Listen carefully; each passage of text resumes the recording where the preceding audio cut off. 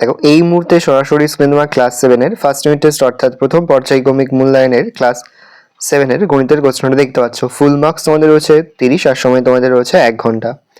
একে দাগে শূন্যস্থান পূরণ করো, প্রশ্নের মান 1 করে 1 × 5 = 5। দুই দাগে রয়েছে মান নির্ণয় করো, প্রশ্নের মান রয়েছে 2 করে 2 × 5 = 10। তিন দাগে রয়েছে যে কোনো 5টি প্রশ্ন উত্তর দাও, প্রশ্নের মান 3 করে 3 × 5 = 15। দেখে নাও 5টি প্রশ্ন উত্তর করতে প্রশ্নের মান রয়েছে 3 করে।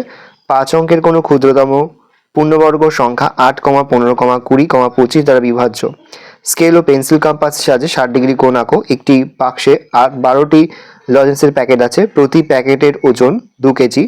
বাক্স ও প্যাকেটগুলির মোট ওজন 36 কেজি হলে বাক্সের ওজন কত? রমা ও শ্যামার ওজনের অনুপাত 7:9। যদি শ্যামের ওজন 72 কেজি হয় তবে রামের ওজন কত?